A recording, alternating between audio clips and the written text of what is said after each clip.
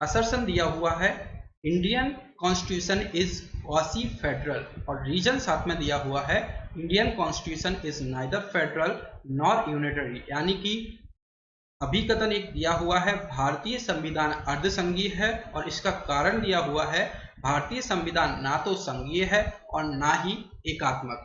इसको डिस्कस कर लेते हैं हम। जो ड्राफ्टिंग कमेटी के अध्यक्ष थे यानी कि चेयरमैन थे डॉक्टर B.R. अम्बेडकर, इन्होंने कहा our constitution would be both unitary as well as federal according to the requirement of time and circumstances, यानी कि समय और परिस्थितियों के साथ साथ हमारा संविधान एकात्मक और संघीय दोनों हो सकता है। ये आधार पर डिपेंड करेगा, यानी कि परिस्थिति पर डिपेंड करेगा क्या होना है, एकात्मक होना है या संघीय होना है। तो ये शो करता है अपनी टेंडेंसी को सेंट्रलाइजिंग की तरफ, यानी कि सेंटर की तरफ ये झुका हुआ है, झुका हुआ लगता है, और साथ ही में यूनिटरी बायस है। पर ये लिखा कहीं भी नहीं है कि इसे पढ़कर पता चलता है, लिखा ये कहीं भी नहीं है, पर इसे पढ़कर पता चलता है कि इंडियन कॉन्स्टिट्यूशन एक क्वासी फेडरल सिस्टम है। तो ये सब जानकारी प्राप्त करके हम ये बता सकते हैं कि इसका जो असर्शन है वो सही है और रीजन गलत है। तो सी इसका हो जाएगा right answer, A is true but R is false. Next question है which of the following official documents is related with India, यानी कि निम्नलिखित में से कौन सा आधिकारिक दस्तावेज भारत से संबंधित है। ये इसी क्वेश्चन है, तो इसको हम आसानी से बता सकते हैं कि जो आधिकारिक दस्तावेज हैं भारत के वो व्हाइट पेपर से संबंधित हैं। तो ए इसका हो जाएगा राइट आंसर। नेक्स्ट क्वेश्चन की तरफ बढ़ते हैं। Which one of the following is a basic features of the presidential government, यानी कि निम्नलिखित में से कौन सा राष्ट्रपति सरकार की मूल विशेषता है। इसको हम ठीक से डिस्कस करेंगे। प्रेसिडेंशियल गवर्नमेंट और जो इंडिया का है पार्लियामेंट्री फॉर्म ऑफ गवर्नमेंट।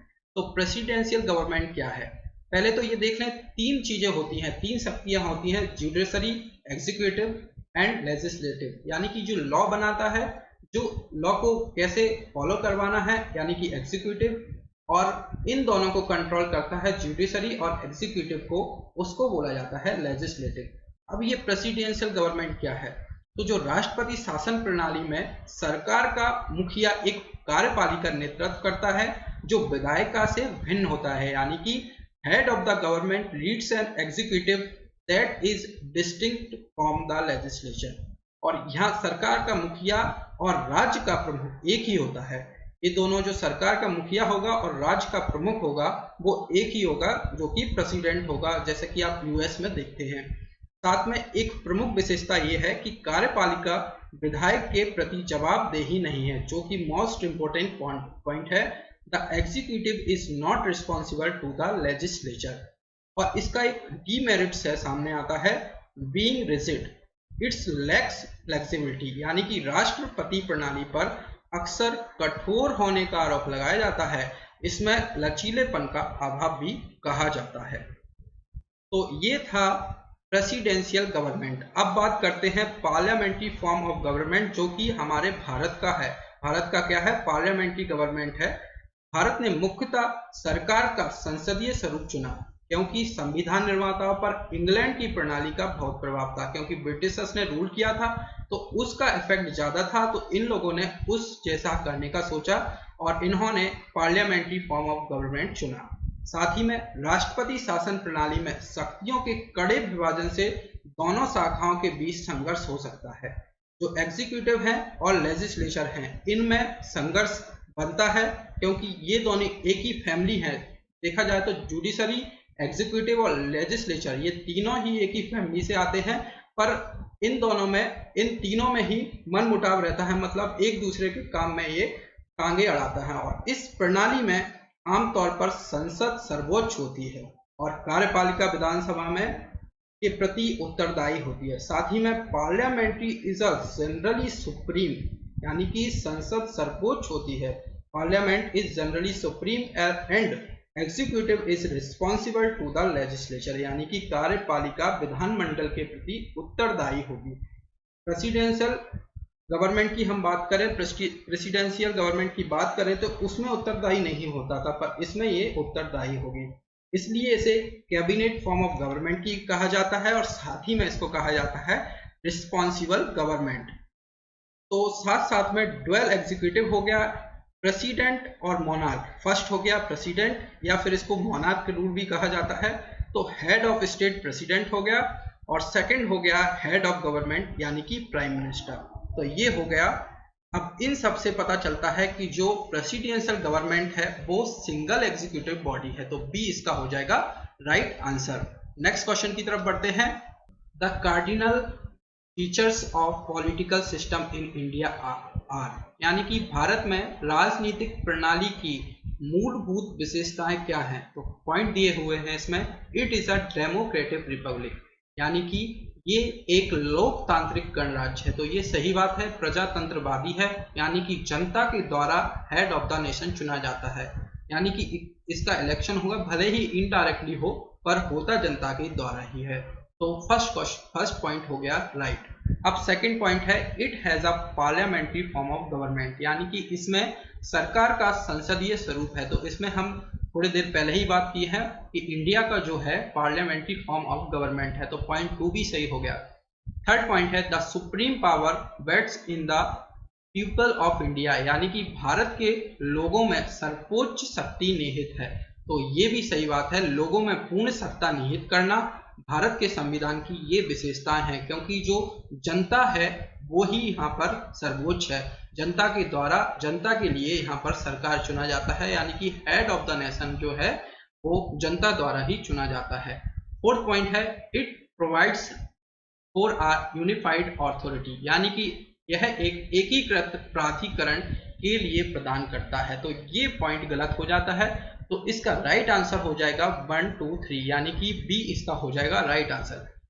किसी किसी बुक में ये चारों फॉलो किए गए हैं, यानी कि all of the these answer दिया गया है, पर इसका राइट आंसर 1, 2 और 3 को ये फॉलो करता है, तो बी इसका हो जाएगा राइट आंसर। नेक्स्ट क्वेश्चन है, where was the concept of written constitution first born, यानी कि पहले जन्मे लिखित संविधान की अवधारणा कहाँ थी।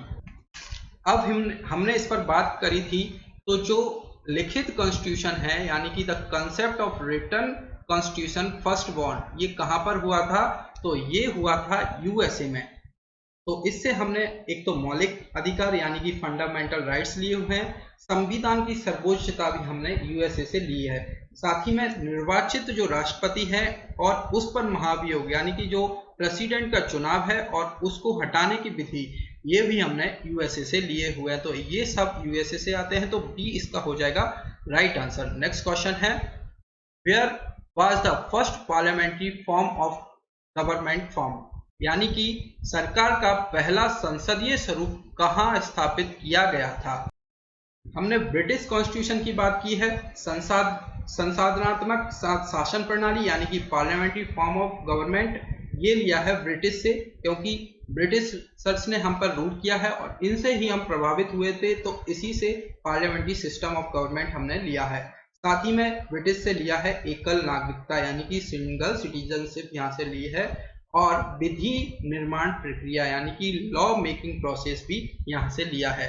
तो इसका राइट आंसर हो जाएगा पार्लियामेंट्री फॉर्म ऑफ गवर्नमेंट, ये लिया है ब्रिटेन से, तो ए इसका हो जाएगा करेक्ट आंसर।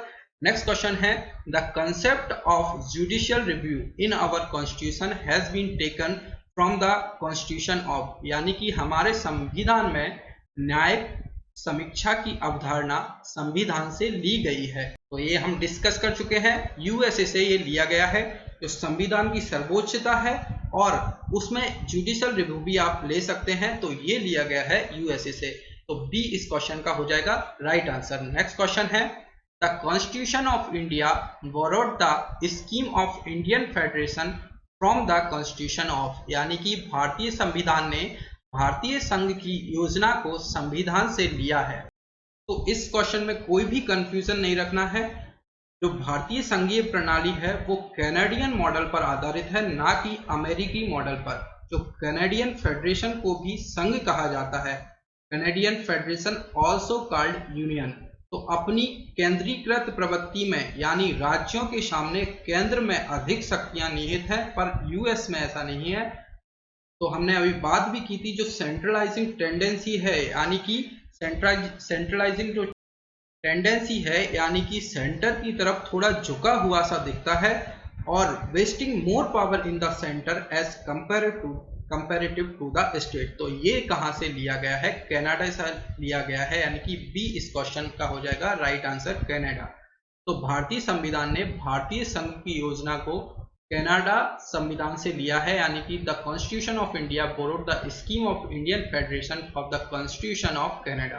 तो बी इस क्वेश्चन का हो जाएगा राइट आंसर। नेक्स्ट क्वेश्चन है, Indian constitution has taken certain features of the constitution of the constitutions of other countries, which country has contribute to the framing of the directive principles of state policies. यानी कि भारतीय संविधान के अन्य देशों के गठन के संविधान की कुछ विशेषताएं ली हैं। किस देश ने राज्य के नीति निर्देशक सिद्धांतों के निर्माण में योगदान दिया है? तो ये हमने लेक्चर फर्स्ट में भी बात की थी कि जो directive principle of state policies हैं, ये हमने लिए हैं आयरलैंड से, यानी कि नीति निर्देशक सिद्धांत डायरेक्ट प्रिंसिपल्स ऑफ पॉलिसीज लिए गए हैं आयरलैंड से, और आयरलैंड से साथ ही में कला, साहित्य, विज्ञान तथा समाज सेवा ये सब भी लिए गए हैं। तो बी इसका हो जाएगा right answer, Ireland. Next question है, which of the following was the biggest source for the constitution of India. यानी कि निम्नलिखित में से कौन भारत के संविधान का सबसे बड़ा स्रोत है? तो सबसे बड़ा स्रोत है the government of India act 1935, यानी कि बी इसका हो जाएगा राइट आंसर। लेक्चर फर्स्ट में काफी कुछ डिस्कस किया था हमने गवर्नमेंट ऑफ इंडिया एक्ट 1935 के बारे में। इसके बारे में हम थोड़ा सा ऊपर से देख लेते हैं। इसमें क्या हुआ था, ऑल इंडिया फेडरेशन बनाने की बात हुई थी, जिसमें कि प्रिंसली स्टेट और प्रोविंसेस इन दोनों को एक यूनिट की तरह काम करेंगी, और पावर का सेपरेशन 3 पार्ट में हुआ था, federation list, provincial list, concurrent list, यानी कि परिसंघ सूची, प्रांतीय सूची और समवर्ती सूची। और बची हुई पावर जो इन तीनों में नहीं आ रही हैं, उनको रेसिड्यूअरी पावर कहा गया था, और उसको भारत का उस टाइम पर जो वाइसरॉय था वो उसको देखेगा।